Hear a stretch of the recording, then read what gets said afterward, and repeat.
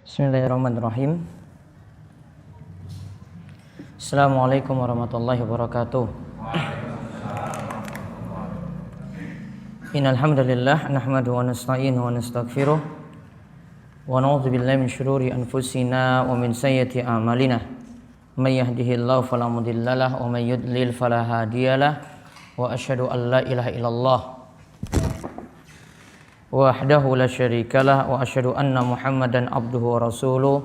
Allahumma shalli ala nabiyyina Muhammad wa ala alihi wa man tabi'ahum bi ihsanin ila yaumiddin. Allahumma inna nas'aluka ilman nafi'a wa rizqan thayyiba wa amalan mutaqabbala. Alhamdulillah, puji syukur kita panjatkan pada Allah Subhanahu wa taala. Selawat dan salam semoga tercurah kepada junjungan kita Nabi besar Nabi Agung Muhammad sallallahu alaihi wasallam. Kali ini kita akan kembali melanjutkan pembahasan kita dalam masalah ibadah. Setelah sebelumnya kesempatan pekan yang lalu kita membahas mengenai masalah fikih muamalah dari kitab Bulughul Maram, kali ini kita akan melanjutkan pembahasan kitab Umdatul Ahkam yang membahas tentang hadis Bukhari Muslim yang membicarakan tentang masalah ibadah. Kali ini sampai pada pembahasan sifat salat Nabi sallallahu alaihi wasallam, yaitu tata cara salat Nabi sallallahu alaihi wasallam. Kalau hadis yang terakhir yang ke-85 telah kita bahas bagaimanakah imam itu mesti memperhatikan kondisi jamaah.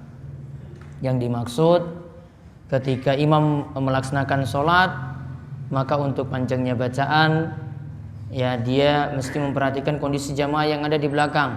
Kalau mereka adalah jamaah yang tidak terbiasa dengan bacaan-bacaan yang panjang, baiknya imam itu tidak memperlama bacaan sholatnya, namun dia memperhatikan kondisi jamaah yang ada. Seperti yang diterangkan kemarin dalam hadis Abu Mas'ud Al-Ansori Al-Badri. Saya ulang hadis ini di mana ia menuturkan ada seorang yang datang dan berkata, "Wahai Rasulullah, demi Allah, aku mengakhirkan sholat subuh berjamaah karena Pak Imam itu memanjangkan bacaan dalam sholat bersama kami. Dia memperlama sholatnya." Maka perawi berkata, "Aku belum pernah melihat Rasulullah SAW marah dalam memberikan pelajaran melebihi marahnya pada saat itu. Yaitu beliau itu bersabda, Ya ayuhan nas, inna minkum munaffirina fa ayyukum amman nas falyujis fa inna min waraihi al-kabir wad-dha'if wa dzal hajjah." Kata Nabi SAW, "Wahai sekalian manusia, sesungguhnya di antara kalian itu ada orang-orang yang munaffirin, buat jamaah itu lari. Ada orang yang munaffirin yang buat jamaah itu lari." Maka kata Nabi SAW, siapa saja di antara kalian mengimami yang lainnya, maka ringkaskanlah sholatnya. Alasannya apa? Karena di antara kalian yang jadi makmum itu ada yang al-kabir, yang sudah sepuh, ya, yang sudah tua, yang sudah berumur, wad-dhaif, dan ada di antara kalian yang lemah, wadzal hajjah, dan ada yang punya urusan-urusan yang banyak atau urusan yang penting sehingga dia tidak bisa lama-lama dalam sholatnya. Maka Nabi SAW memperingatkan seperti itu. Ini diantara kesimpulannya adalah kita diperintahkan untuk memperhatikan kondisi jamaah ketika kita itu menjadi imam. Kalau memang jamaahnya bukan jamaah yang terbiasa dengan bacaan yang panjang, maka baiknya tidak memperlama sholatnya tadi. Apalagi dari sisi bacaan, ya mungkin sebagian imam ya ada yang mohon maaf kurang pas jika dia itu membaca yang panjang-panjang, karena ada sebagian jamaah yang ketika mendengarnya malah terlihat bosan seperti itu. Ya, sehingga Dia kalau memperlama malah membuat jamaah itu gelisah. Ya, karena mungkin dari sisi tajwid, dari sisi panjang pendeknya itu belum pas, ya sehingga menggelisahkan jamaah yang ada di belakangnya. Nah, sekarang kita lihat sifat salat Nabi SAW di hadis ke-86. An Abi Hurairah, dari Abu Hurairah radhiyallahu anhu. Ia berkata, karena Rasulullah SAW, bahwasanya Rasulullah Shallallahu Alaihi Wasallam, idza kabbara fis shalah, jika beliau itu bertakbir ketika sholat, sakata hunaihatan qabla ayyaqra'a, yaitu Nabi Shallallahu Alaihi Wasallam itu ketika bertakbir Allahu Akbar saat mulai sholat, ketika beliau bertakbir Allahu Akbar saat mulai sholat, beliau sakata hunaihatan, beliau diam sejenak. Jadi antara takbir sebelum masuk baca surat, Nabi ada waktu diam sejenak. Tidak disebutkan sini berapa menit, berapa lama waktunya, tidak. Pokoknya diamnya sejenak, sebentar. Fakultu, maka aku berkata kepada Rasulullah Sallallahu Alaihi Wasallam, aku berkata kepada Rasulullah Sallallahu Alaihi Wasallam, ya Rasulullah, bi abi anta wa ummi, wahai Rasulullah, ayah dan ibuku sebagai jaminannya. Ara'aita sukutaka baina takbiri wal qiraati, apa yang kau baca wahai Rasulullah ketika diammu tadi, yaitu antara takbir dan membaca surat. Kok kamu diam sebentar? Apa yang kau baca? Apa yang kau baca ketika diam seperti itu? Kemudian Rasulullah SAW itu menjawab, aku mengucapkan, Allahumma ba'id baini wa baina khotoyaya kama ba'adta bainal masyriqi wal maghrib, Allahumma nakini min khotoyaya kama yunaqqas thawbul abyadu minad danas, Allahumma aksilni min khotoyaya bil ma'i wa salji wal barad. Aku membaca, artinya tadi doa istiftah yang dibaca, ya Allah, jauhkanlah antara aku dan kesalahanku, sebagaimana engkau menjauhkan antara timur dan barat. Artinya jaraknya juga tidak bisa kita hitung, berarti jauhkanlah antara aku dan dosa-dosaku sejauh-jauhnya. Allahumma nakini min khotoyaya, ya Allah, bersihkanlah aku dari dosa-dosaku, sebagaimana yunaqqas thawbu, yaitu pakaian as-thawbul abyad, pakaian yang putih itu bersih, minad danas, dari kotoran-kotoran. Allahumma aksilni min khotoyaya bil ma'i wasalji wal barad, ya Allah, cucilah aku dari dosa-dosaku sebagaimana dengan air, wasalji dengan salju, dan dengan air yang dingin, dengan air, salju, dan dengan al-barad, ya, dengan air yang dingin, atau ada yang menerjemahkan dengan embun. Maka di sini ada beberapa kesimpulan dari hadis tadi, yaitu hadis 86 ini membicarakan tentang doa istiftah. Kalau penyebutan dalam hadis itu doa istiftah, atau para ulama biasa menyebutnya dengan doa istiftah, namun kita akhirnya jadi meringkas jadi doa iftitah, ya, artinya pembuka. Nah, ini dibaca kapan? Saat mulai takbiratul ihram, setelahnya sebelum membaca surat. Nah, beberapa kesimpulan yang bisa kita ambil dari hadis ini. Yang pertama, disunnahkannya doa istiftah dalam sholat. Disunahkannya doa istiftah di dalam sholat. Dan Bapak Ibu-Ibu ya bisa perhatikan, ini baru salah satu bentuk doa istiftah. Masih ada bentuk-bentuk yang lainnya. Ada sebagian yang hafal doa ini, Allahumma ba'id baini wa baina khotoyaya, dan seterusnya seperti tadi. Ada juga yang membaca Allahu Akbar kabira walhamdulillahi katsira wa subhanallahi bukratan wa asila, dan seterusnya. Ada juga yang memakai wajahtu wajhiya lilladzi dan seterusnya. Dan ada lagi beberapa doa istiftah yang Nabi SAW baca ketika sholat malam. Ya, baca ketika sholat malam.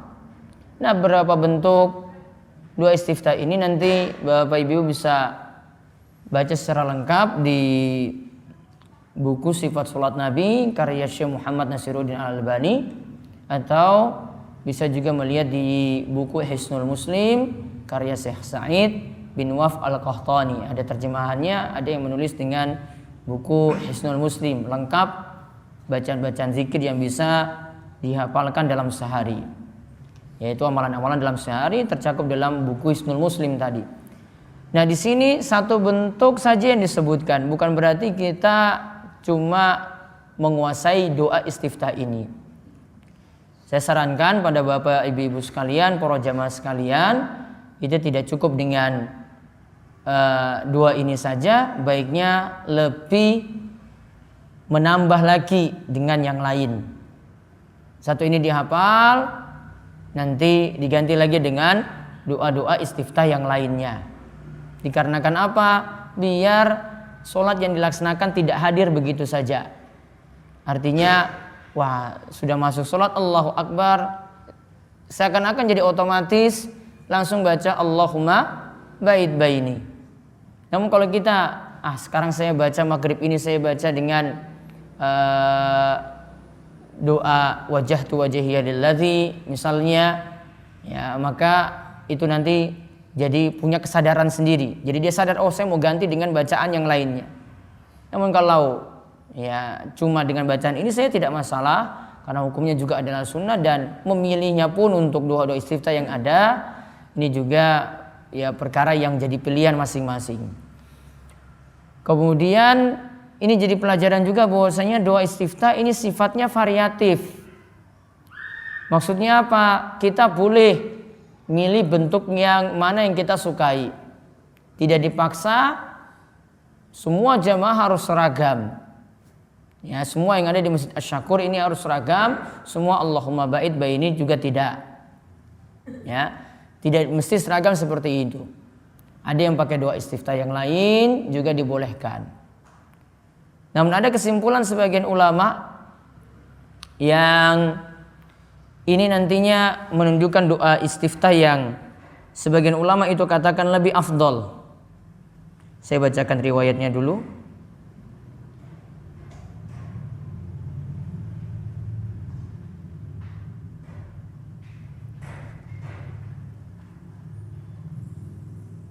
Ini riwayatnya dari Imam Muslim. Ibnu Taimiyah dan yang lainnya mengatakan yang ini lebih bagus dibaca ketika sholat wajib. Sedangkan doa istiftah yang lainnya termasuk Allahumma ba'id baini itu nantinya dibaca dalam sholat sunnah, yaitu subhanakallahumma wa bihamdika wa tabarakasmuka wa ta'ala jadduka wa la ilaha ghairuk.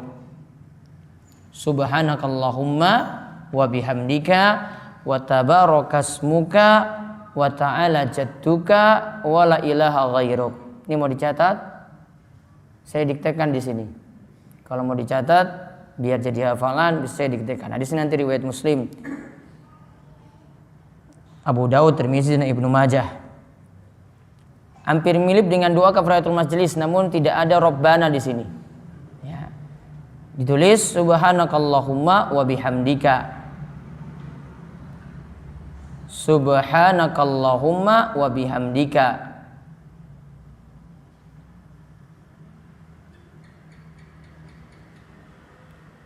Wa tabarakasmuka.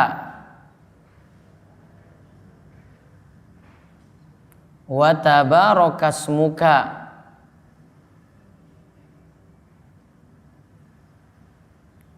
Wa ta'ala jadduka. Wa ta'ala jadduka.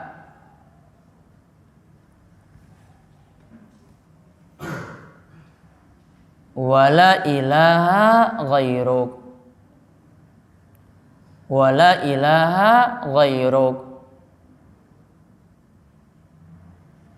wala ilaha ghairuk. Saya ulang.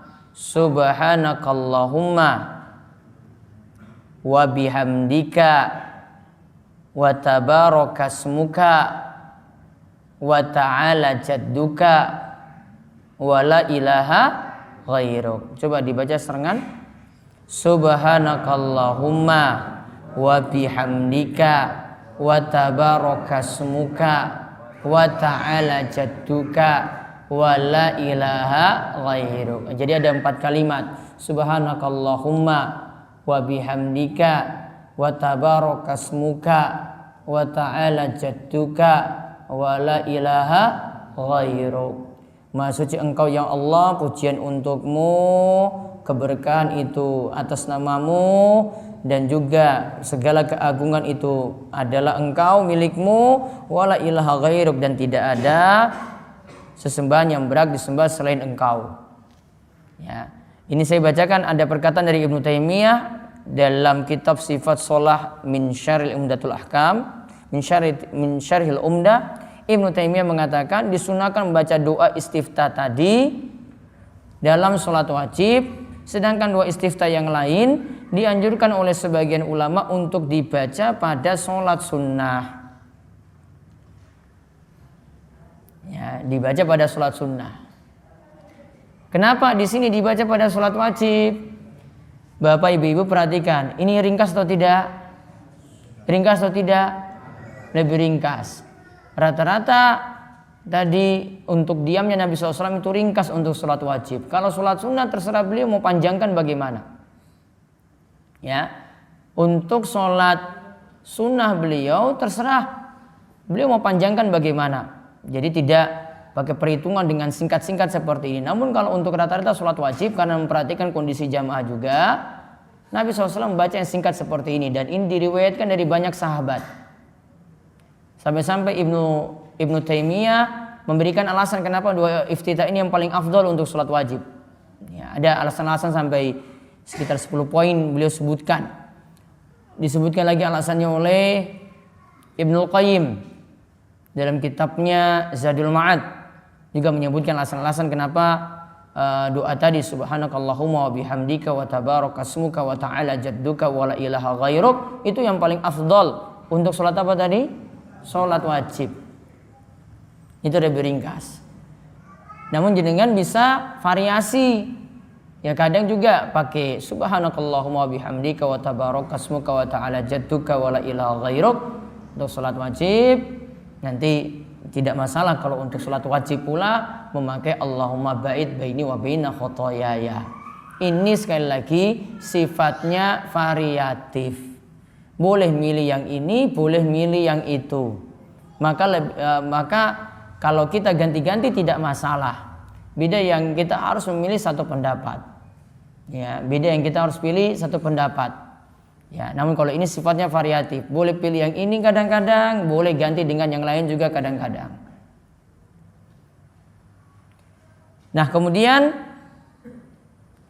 faedah yang lainnya lagi dari hadis tadi, doa istiftah atau iftitah dibaca setelah takbiratul ihram sebelum baca surat. Setelah takbiratul ihram sebelum baca surat.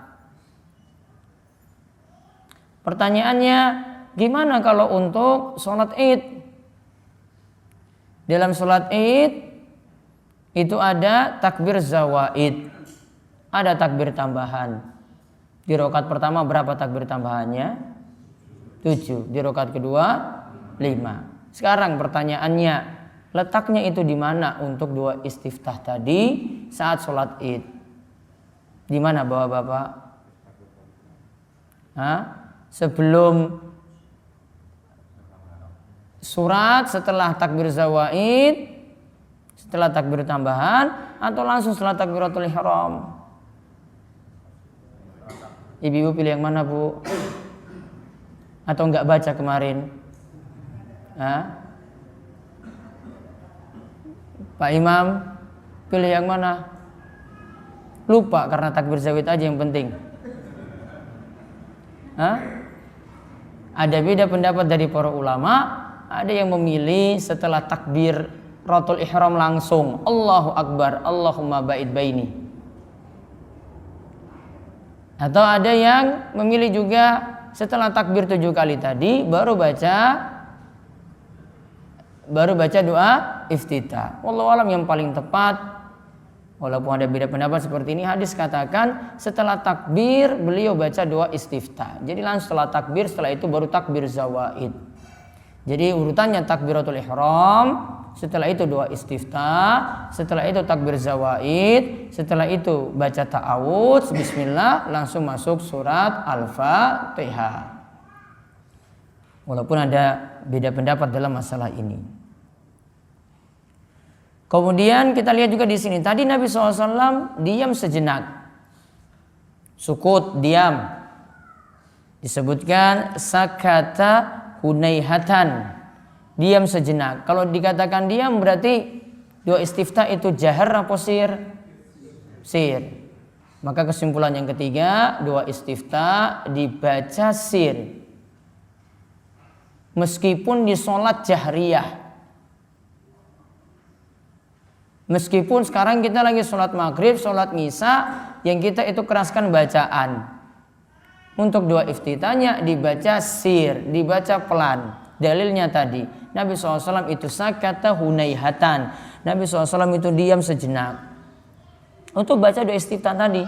Kalau dikatakan itu Nabi SAW Nabi SAW membaca iftitah, tidak dikatakan diam sejenak, oh berarti nanti jahar. Namun di sini tidak, cuma dikatakan antara takbiratul ihram dan membaca surat, Nabi SAW Nabi SAW diam sejenak. Oh berarti ada doa istiftah di situ saat diam. Berarti doa istiftahnya itu adalah dibaca sir, dibaca liri. Maka ada bagian-bagian dalam sholat yang kita baca liri, tidak kita keraskan, dan ada bagian yang kita keraskan. Kapan kita baca liri, kapan kita keraskan, semuanya nanti manut pada tuntunan Nabi kita Muhammad Sallallahu Alaihi Wasallam. Kemudian faedah yang berikutnya lagi,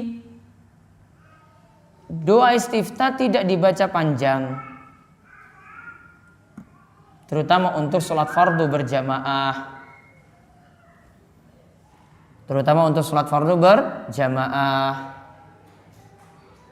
Namun ada yang doa istiftah yang panjang sekali ada. Dan itu yang tadi saya sebut, ada yang dibaca ketika sholat malam.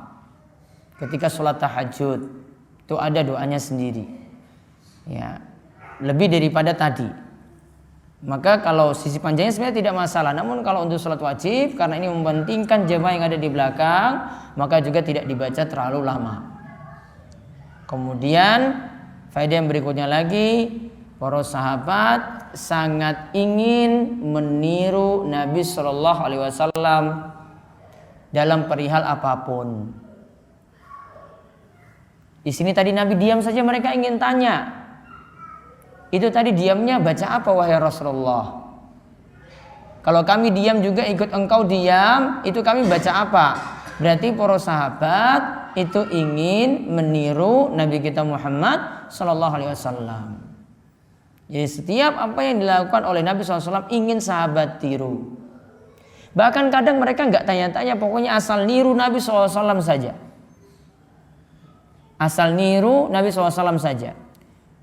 Namun ada yang dibenarkan itu para sahabat menirunya, ada yang tidak dibenarkan. Contoh kalau yang dibenarkan misalnya, ya seperti tadi, dan ini mereka tanya sama Rasulullah SAW.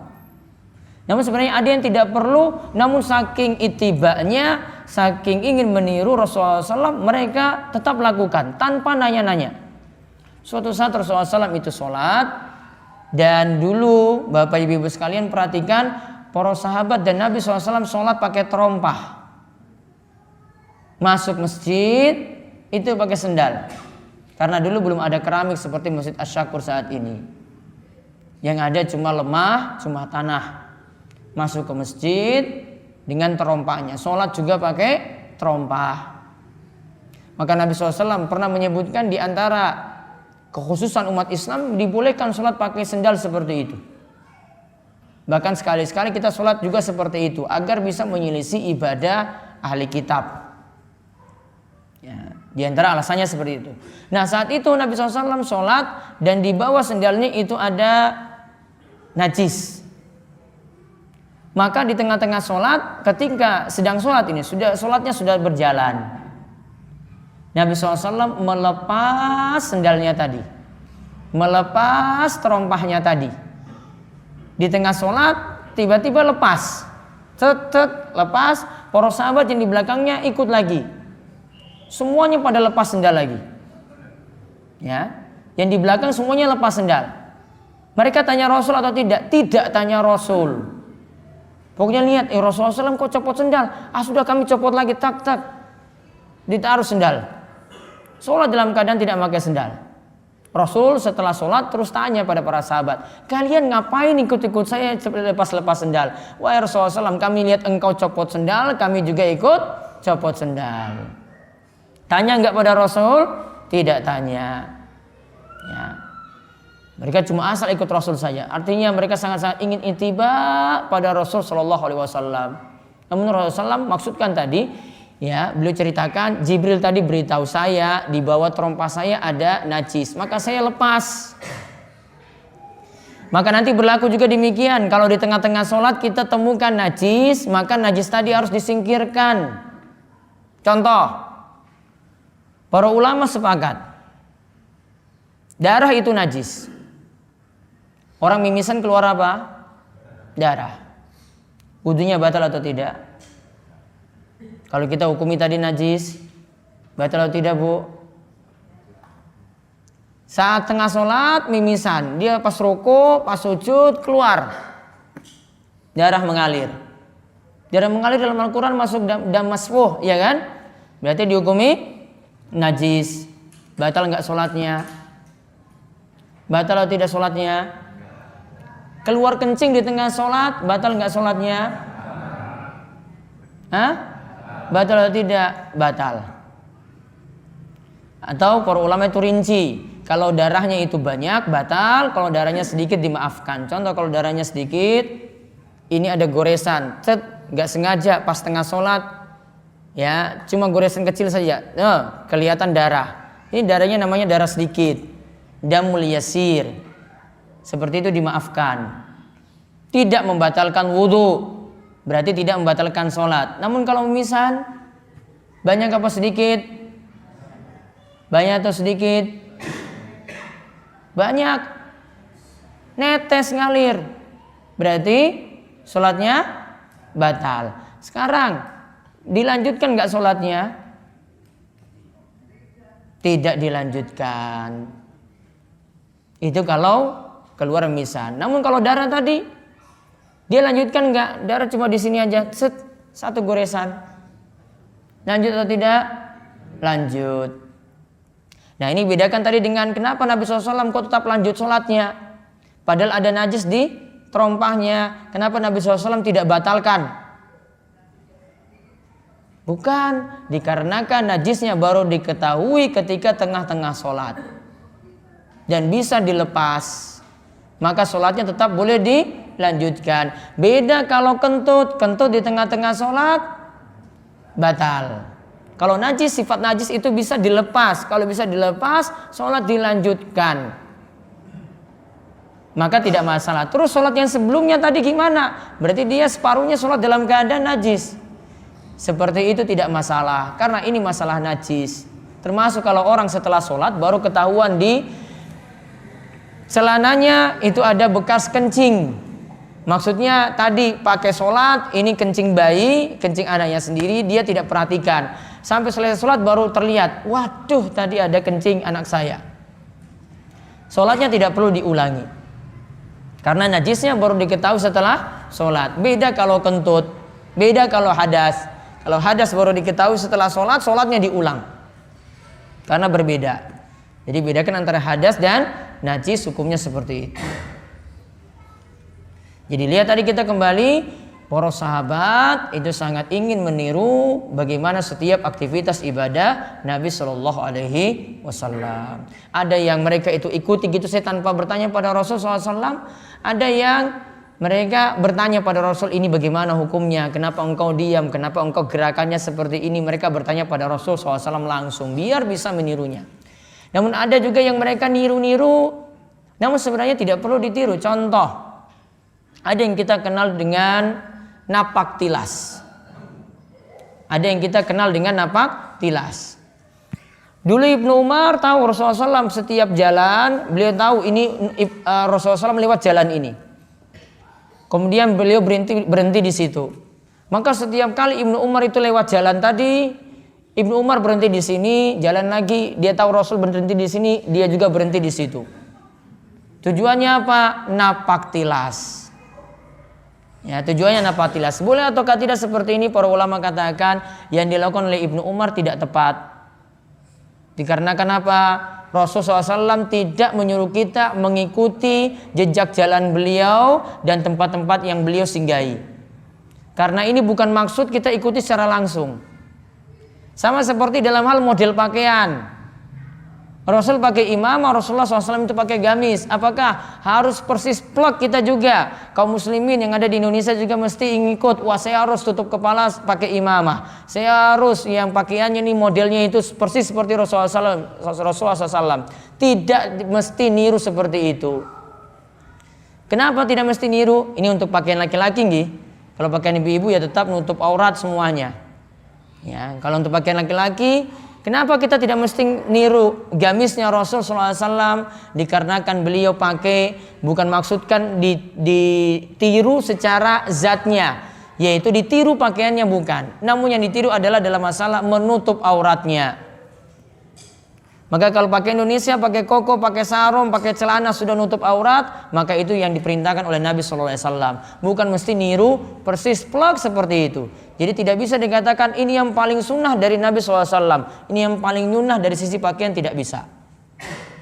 Sehingga kalau ada yang pakai pecis hitam bermasalah. Wah, kamu pakai pecis hitam, Nabi SAW nggak pernah pakai pecis hitam. Keliru. Karena Nabi pakai imamah. Karena Nabi tidak maksudkan untuk niru zatnya, yaitu maksudnya niru kopiahnya, bukan. Niru penutup kepalanya, bukan. Namun yang kita diperintahkan untuk niru adalah, oh kepala mesti ditutup. Tutupnya apa? Oh bebas, Indonesia pakai kopiah hitam, pecis nasional, pakai putih, pakai yang bundar, silahkan. Ya, tidak dibedakan sini sudah naik haji apa belum. Ya, naik haji nanti pakai pecis putih, yang belum naik haji nggak boleh. Enggak. Ya. Nanti kalau yang naik haji, oh nggak boleh pakai pecis hitam, kamu kan sudah naik haji. Oh nggak juga, nggak ada aturan kayak begitu. Bebas mau pakai pecis yang mana. Masalah pakaian juga begitu. Mau pakai tangan pendek, mau pakai tangan panjang juga boleh. Yang penting nutup aurat untuk laki-laki. Mau pakai sarungan, pakai celana, yang penting celana tadi nutup aurat. Tidak menunjukkan sesuatu yang ketat seperti itu untuk laki-laki. Nah, ini dalam masalah mengikuti Nabi SAW. Karena Ibnu Umar tadi asal ngikut, namun dalam mengikutnya tadi ijtihad beliau keliru. Kenapa keliru? Rasul tidak suruh ngikut tempatnya tadi dan tempat-tempat yang beliau singgahi tidak. Yang dimasukkan sini adalah Rasul jalan biasa. Maka kita tidak perlu napak tilas seperti itu juga. Sama seperti tidak perlu napak tilas untuk tokoh-tokoh yang lainnya yang lewat suatu tempat-tempat tertentu pula. Wallahu a'lam bishawab. Kemudian kita lihat hadis yang terakhir, hadis 87. Ini tentang sifat sholat Nabi SAW lagi, yaitu tentang gerakan-gerakan beliau dalam sholat. Dari Aisyah radhiyallahu anha, ia berkata, karena Rasulullah SAW yastaftihu sholata bitakbiri wal qiraah. Rasulullah SAW memulai sholat dengan ucapan takbir, Allahu Akbar.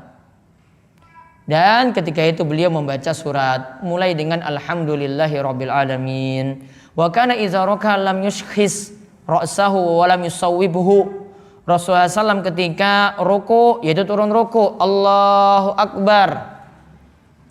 Rukunya lam yushkhis ra'sahu. Beliau untuk kepalanya tidak terlalu diangkat gini. Ini kepala, ruku. Kepalanya tidak terlalu gini.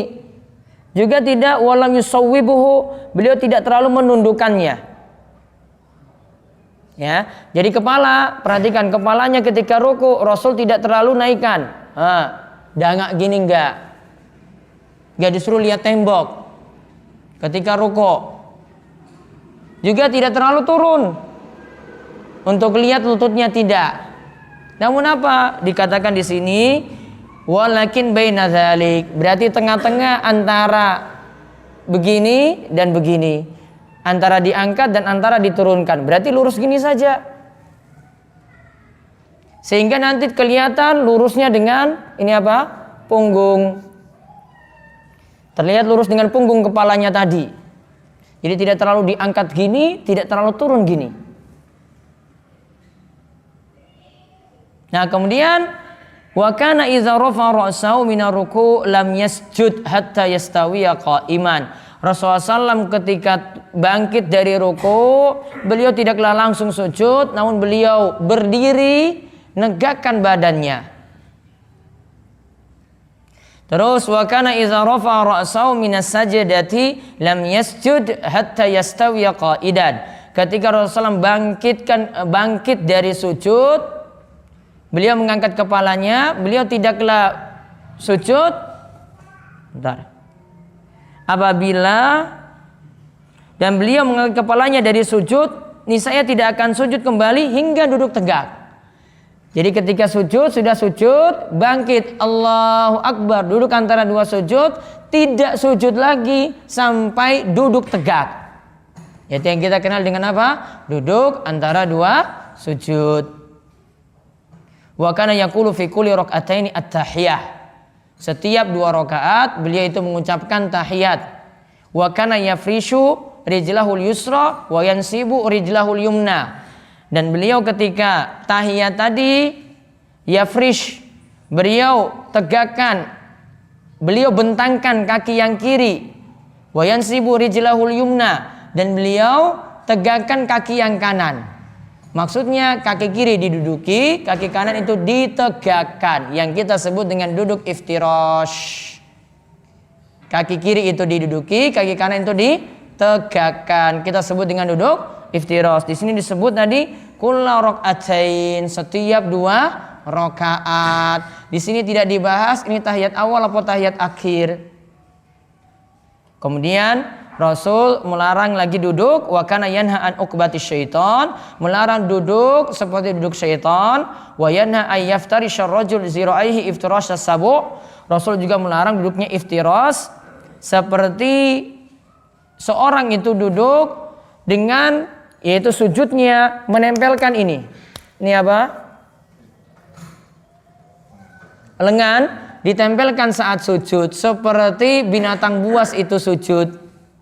Atau seperti binatang buas itu duduk. Wa kana yahtimu shalah bitaslim, dan Rasulullah SAW itu menutup sholat dengan mengucapkan salam. Yang terakhir tadi, wa kana yanha an uqbati syaitan wa yanha ay yaftarisha ar-rajul zira'aihi iftirash as-sabu' wa kana yahtimu shalah bitaslim. Yaitu Rasulullah SAW melarang seseorang itu duduk seperti duduknya syaitan. Yaitu ketika duduk atau sujud, yang dimaksudkan duduk seperti duduknya syaitan, yaitu saat sujud, saat duduk, kedua kakinya dibuka seperti ini. Harusnya cuma satu aja yang kalau kita duduk antara dua sujud iftirash, namun dua kakinya dikeluarkan. Ya, dua kakinya itu dikeluarkan. Itu namanya duduk seperti duduknya syaitan. Terus yang terakhir tadi, wa yanha ay yaftarisha ar-rajul zira'aihi. Tidak boleh seorang itu menaruh tangannya, yaitu lengan tangannya ini di lantai.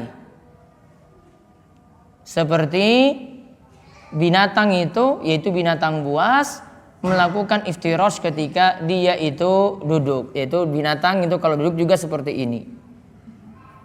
Maka disini nanti ada beberapa hal yang disampaikan dalam hadis Aisyah tentang takbiratul ihram, bacaannya langsung dari alhamdulillahirabbil alamin, sedangkan bismillah nanti kesimpulannya lirih.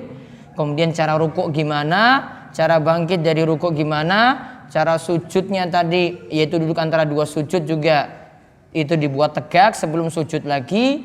Lalu dijelaskan sini juga tentang duduk tahiyat, ya, di mana disebut antara di setiap 2 rakaat ada tahiyat. Di setiap 2 rakaat ada tahiyat. Yaitu maksudnya ada rakaat kedua tahiyat awal, ada rakaat keempat ya tahiyat awal, tahiyat akhir, setiap 2 rakaat ada tahiyat. Lalu disebut di sini setiap duduk tadi duduknya iftirash.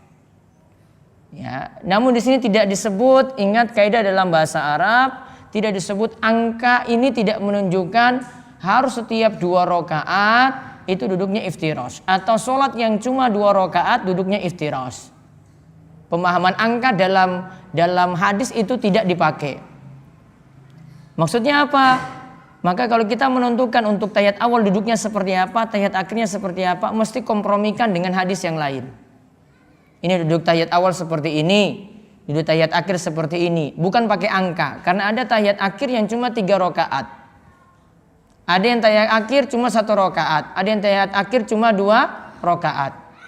Kalau dalam mazhab Syafi'i, mereka tidak pakai angka, di sini tidak dilihat 2 rakaat. Namun kesimpulannya kalau bukan tahiyat akhir duduknya iftirash. Kaki kanan tegak, kaki kiri diduduki. Namun setiap duduk tahiyat akhir, kaki kiri dikeluarkan, duduknya tawarruk. Tidak pandang 1 rakaat, 2 rakaat, 3 rakaat, 4 rakaat, 5 rakaat. Pokoknya duduk semua tahiyat akhir, duduknya adalah duduk tawarruk. Tidak melihat setiap 2, wah Rasul setiap 2 lakukan iftirash, tidak. Pemahamannya tidak seperti itu. Nanti kita akan lihat insya Allah pada pembahasan selanjutnya, pembahasan pertemuan berikutnya. Dan di sini kita ambil kesimpulan juga ada cara duduk yang dilarang, yaitu duduk ketika kita sujud, kaki nggak boleh keluar dua-duanya. Juga ketika kita sujud tidak boleh tangan ini nempel dua-duanya. Jadi ketika duduk sujud tadi tidak boleh kaki keluar dua-duanya. Kemudian ketika sujud tangan tidak boleh nempel dua-duanya, yaitu nempel di lantai. Kemudian setiap sholat itu diakhiri dengan salam. Insya Allah penjelasannya nanti pada pertemuan berikutnya. Ada pertanyaan? Monggo silahkan. Monggo Bu. Waalaikumsalam warahmatullahi wabarakatuh.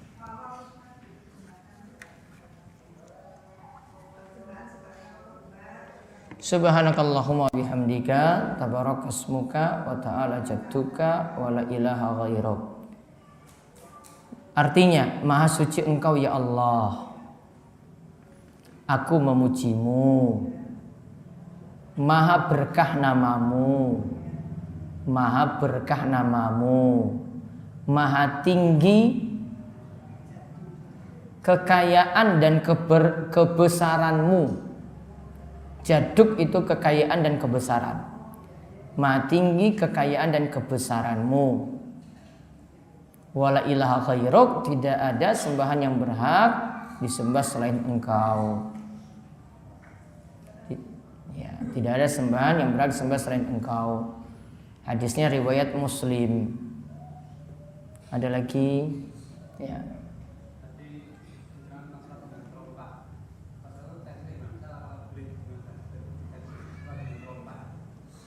Rasulullah SAW sholat dengan trompa. Terus pertanyaannya,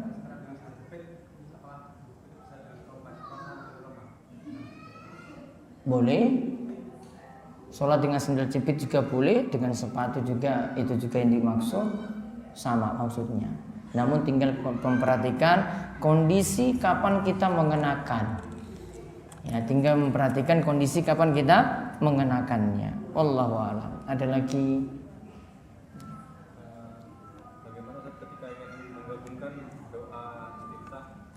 Kita tidak tahu bacaan imam, ternyata imam bacanya panjang, kita sudah baca satu-satu iftitah, sambil menunggu imam kita membaca. Bolehkah menggabungkan doa istiftah? Allahumma bait baini kita sudah baca, imam belum rampung, kita tambah lagi dengan doa istiftah yang lainnya. Tidak perlu. Satu sholat baiknya satu iftitah saja. Berarti cuma kita diam tunggu sampai imam selesai. Sama. Nggih. Yang lain tadi seperti dikagum tadi kan misalnya Abu Bakar itu waktu itu diajari itu satu kesatuan, ternyata jadi dua itu tadi. Iya. Berarti kalau dua nggak harus dipotong salah satu berarti kalau menurut yang tadi. Iya. Nanti bisa dibaca lengkapnya di sifat sholat Nabi Syekh Al-Albani.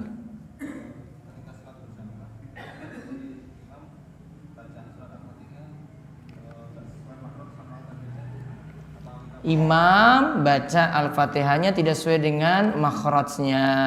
Perlu dipahami ada makhraj yang sifatnya wajib, ada yang tidak wajib. Jadi dirinci. Memang anak-anak muda itu banyak mempelajari tajwid, namun tidak semua imam kita katakan baca Al-Fatihahnya enggak sah. Enggak ada imam yang perfect 100%. Jadi kalau kita pakai standar kita, imamnya itu pakai standarnya yang dulu, ya kita memang kurang pas mungkin karena kurang sempurna. Kurang sempurna itu bukan berarti salah semuanya. Contoh yang perlu diperhatikan kalau maknanya itu berubah. Ya, kalau maknanya berubah, ya ini baru fatal. Contoh, harusnya ini yang sering kita lihat di sebagian imam. Harusnya ain itu dibaca ain, namun dibaca enggak. Nah, ini sudah merubah makna. Nanti jadinya wa iyyaka nasta'in. Salah. Sudah merubah makna, maka baca Al-Fatihahnya fatal. Namun kalau yang lainnya kurang sempurna saja tidak masalah. Jadi perhatikan mana yang standar wajib, mana yang bukan wajib. Karena tidak semua dalam masalah tajwid itu wajib. Ya. Kalau mau wajib pakai riwayat baru nanti tahu jelas itu nanti wajibnya itu tahu jelas itu benarnya bagaimana. Namun ada standar wajib, ada yang standar sunnah. Tidak semuanya kita pukul rata semuanya. Ya, jadi pahami. Jadi bagi yang mempelajari tajwid sekali lagi harus pandai-pandai melihat mana yang hukumnya itu wajib, mana yang hukumnya itu sunnah, sehingga tidak semua imam itu disalahkan. Ya, jadi perhatikan baik-baik, tidak semua imam itu disalahkan karena tidak semuanya itu salah. Atau maksudnya dalam hal kita katakan ini salah berarti kita tinggalkan imam ini, tidak. Perlu perhatikan imamnya standarnya dia sudah penuhi enggak. Kalau mau tahu tentang hal ini lihat di pembahasan ada kitab Syafi'iyah namanya Safinatun Najah. Itu nanti ada pembahasan. Ini loh standar wajibnya, tasdidnya harus ada. Kalau tidak ada tasdid dia baca iya karena budu, tidak iya. Nah, berarti kan huruf ya satu hilang. Tasdid hilang, nggak boleh. Tasdid itu harus ada. Kalau tasdidnya hilang, berarti sudah menghilangkan satu huruf. Hilang satu huruf, makna sudah berubah. Nah itu. Jadi standar ini yang perlu dipelajari. Standarkan dengan kitab fikih. Kitab fikih itu ada standar-standarnya. Ini yang wajib, ini yang wajib, ini yang wajib. Ada di kitab Safinatun Najah karya Salim bin Samir Al-Hadrami menjelaskan seperti itu. Ada lagi. Ya. Waalaikumsalam.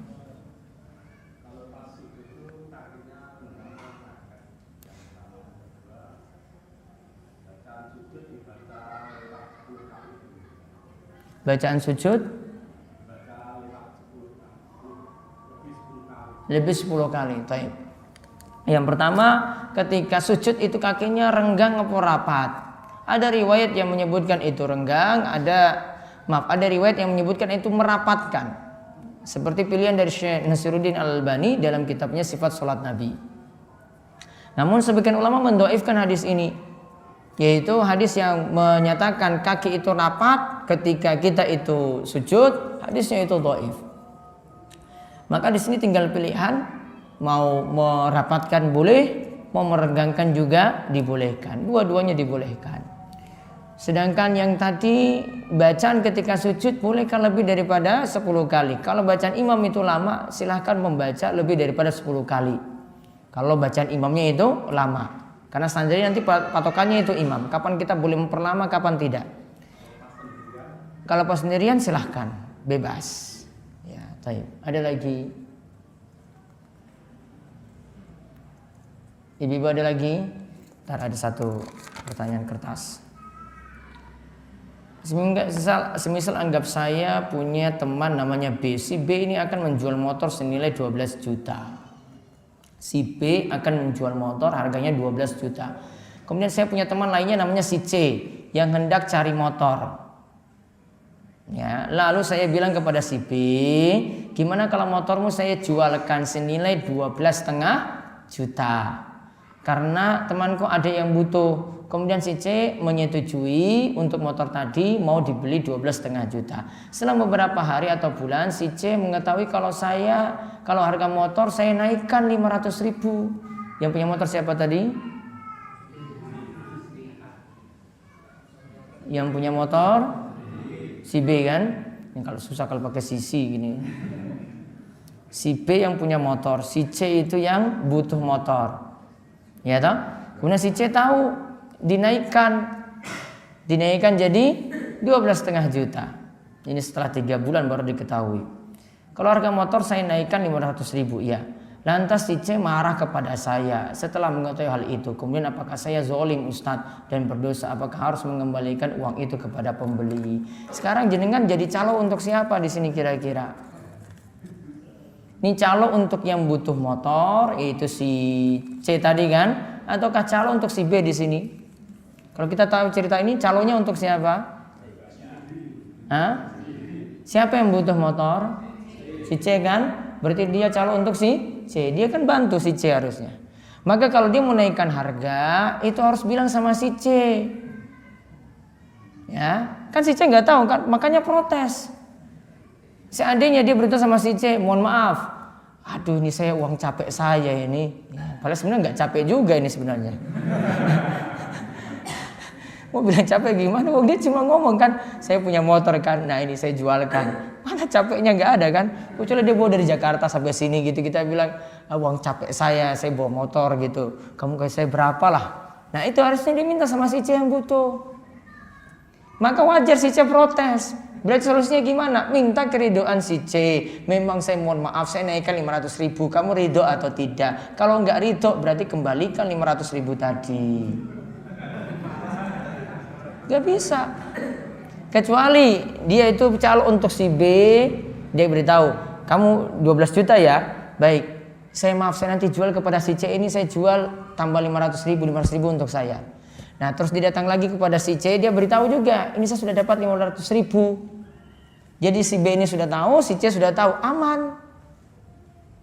Ya, tidak ada yang protes. Karena apa? Karena dasar jual beli itu ya, antakuna tijaratan antaradin minkum. Jual beli itu dibangun sikap saling ridho satu sama lain. Ya, jual beli itu dibangun sikap saling ridho satu sama lain. Maka kalau si C protes seperti ini, dia ridho nggak berarti? Ya nggak ridho. Solusinya kembalikan 500.000 tadi, atau minta keridhoannya, maaf 500.000 saya sudah bayar utang kemarin, jadi saya nggak bisa kembalikan lagi. Sudah jujur aja, sudah minta seperti itu. Ya, mudah-mudahan dia mau relakan. Namun kalau nggak mau relakan, ya berarti jadi utang lagi untuk dirinya. Wallahu a'lam bishawab. Insyaallah pekan depan kita bahas Bulughul Maram. Ya, masalah jual beli lagi nanti kita akan kaji. Demikian kita cukupkan. Kita tutup kalian doa kafaratul majlis. Monggo. Subhanakallahumma bihamdika asyhadu an la ilaha illa anta astaghfiruka wa atubu ilaik. Assalamualaikum warahmatullahi wabarakatuh.